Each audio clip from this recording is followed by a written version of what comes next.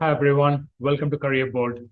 One of the international subscribers of this channel asked me a question on sharing my thoughts about undergraduate education in Korea and Japan.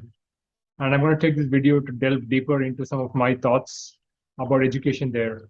I spent a couple of years working in Samsung Korea, and I would like to share my experience in terms of what works well when you think of education in Korea and Japan, and what are some of the disadvantages of studying there. So let's jump in with a couple of pointers. If you're looking at a place like Korea, I think the word sky is going to be used a lot. Sky refers to Seoul National University, Korea University, and Yonsei University. So the top three universities in Korea are called Sky. Seoul National, Korea, and Yonsei University. Everybody is desperate to get into these universities. Got fantastic brand names. Seoul National University is comparable to the best in Asia and among the top in the world. So got fantastic opportunities by going to these colleges.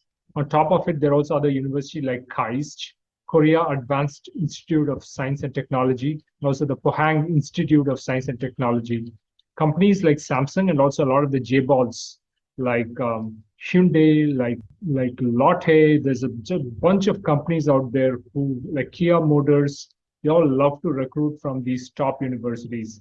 Similar in Japan, they have this acronym called TKO. So it's not total knockout, it's Tokyo University, Kyoto University, and Osaka University.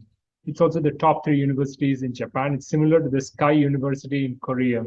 Everybody's also desperate to get into these universities. So in both Korea, Japan, there's a exam when you finish school and it's super competitive. People undergo training for many, many years to get a chance of sitting for these exams and getting into the top universities. Japan also has an institute called Tokyo Institute of Technology, which is also world famous. So I'm going to talk about maybe 10 points to help you folks understand the value of studying in Korea and Japan, also some of the problems you might face. The first point, even though there are lots of universities, there's also a high focus on building great world-class universities in both Korea and Japan.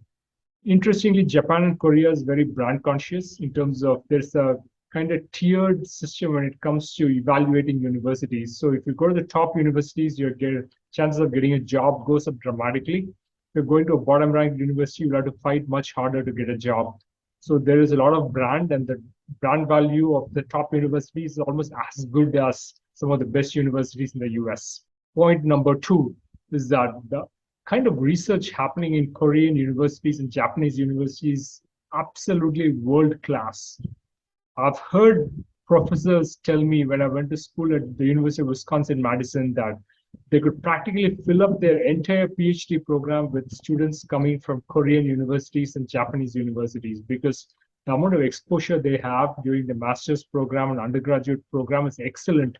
A lot of them work as research assistants under professors, and they also get very good letters of recommendation. And the kind of quality which the professors in US get is much more than, say, students from India or China. So the biggest advantage of going to Korea and Japan for further education is that there's a high focus on research.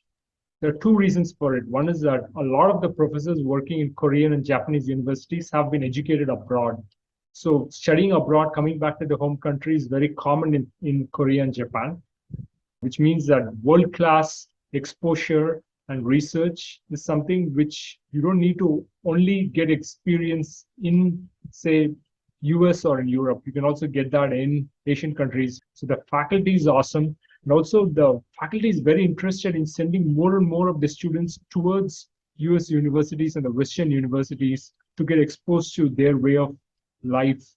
So what happens is that they give you exposure to very good research assistantship opportunities, teaching assistant opportunities at a very early age. And if you want to plan for, say, doing a PhD in the US, it's a fantastic opportunity to be in Korea or Japan.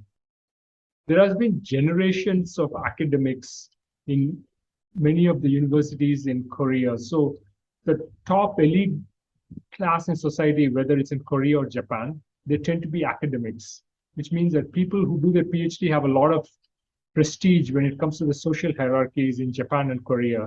So the best students try to do the PhDs, which means that there are generations of people who have their parents have done the PhDs, grandparents have done the PhDs, and which means that they really understand how research happens. And they're also more than happy to train the next generation of researchers. So you will find those class hierarchy, which focuses a lot on research and academics. If you look at the US, for example, not everyone does a PhD degree because PhDs tend to be lowly paid and people are desperate for getting jobs in marketing, in law, in finance, and so on in the US. But it's very different in Asian countries where there's a focus on research. And that's one of the reasons why a lot of the engineering schools in the US tend to be almost full of Asian professors because Asia has a focus on research and academics, which a lot of the US just lacks. So US is living on Asian talent to grow their engineering and technology programs. Also, the Chinese and Korean and Japanese government are giving a lot of scholarships to encourage people to do master's and PhD programs. So if you're interested in doing PhD programs, that's a great place to be in. And I've touched on these topics in some earlier videos, and do watch those videos to get a sense of the scholarships available in Korea and Japan. I would say also looking at from a big picture point of view, both Korea and Japan face the problem of falling birth rates. Their birth rates are among the lowest in the world. So they know that if you want to support the rapidly aging population, you need to get more young blood out there. And unfortunately, since Koreans and Japanese are not having enough kids, they're focusing a lot on emerging Asian economies to provide them great talent. So one of the great sources they're looking at is India. So recruiting from India has become a common trend in the last couple of years. A lot of Japanese companies and Korean companies have set up bases in India and are also recruiting from India for their Korean and Japanese operations. So recruiting from India is an upswing, and also getting jobs, having a long-term career, settling down in Korea and Japan is getting easier and easier. It's not always been like this in the past. Both Korea and Japan used to have a traditionally closed society, not very welcoming towards foreigners, but they've understood that if you want to be truly world-class, you need to change with the times. And also of late, there has been a convergence of geopolitical interests, like Japan, because of the Quad program by which the US, Australia, Japan, and India have come together. They're trying to open up their programs to a lot more Indian students and are trying to invite students to come over there. Likewise, Korea, because of companies like Samsung setting up bases in India, LG setting up bases in India and catering to the wide Indian population. They're also understanding that they need to get more people comfortable with the Korean way of life and their education. So they're inviting a lot of people to come over to study in their countries and are giving good scholarships. The great thing about Korea and Japan is also that they are developed countries and they give very high pay packages compared to the rest of Asia. So high pay is something which Indians can look forward to, especially in the tech sector, by being in Korea and Japan. Seventh point, which I would like to highlight, is that if you look at Asian culture and US culture, it's actually easier to be a student in Korea and Japan than be in the US, especially for undergrad programs. The US culture is full of distractions. It can also boil down to drugs and other things. So again, you need to be emotionally mature before you want to stick around the US and create a career out there. So if you're looking at undergrad programs, I would recommend being in Asia for some time before going to the US because Asia is very different. And especially if you are from India, it makes more sense to be in Asian countries like Japan and Korea, where the traditional family structures and the way of looking at the world is very similar. Also, if you're looking at the best tech companies like Samsung, LG, Hyundai, Sony, there are a lot of these tech companies which have bases in Korea and Japan, world class in every respect. They're second to none. So if you want to get exposure to working in these countries and if you want to work there, it's pretty easy to go to these countries, study there, and get a job to work in the best of tech companies. And you also stand an advantage. If you work in these countries, you will actually be deputed to work in the subsidiaries, which means that you'll have a lot more exposure, a lot more opportunities to work abroad and be working in different countries during your career.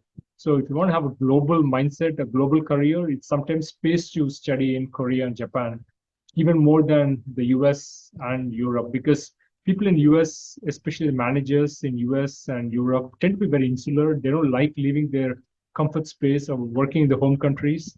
But people in Asia are way more adaptable. They are more than happy to send you on assignments to different countries.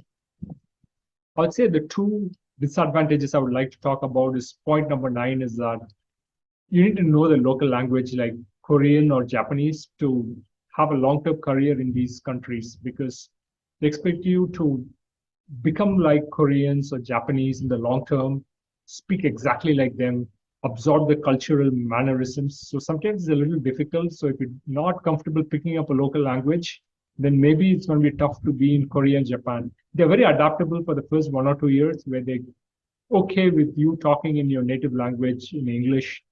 They will adjust and adapt. But if you want to stick around for more than, say, 4 or 5 years, then you will have to pick up the local language. And everybody has their own speed of learning their own local language.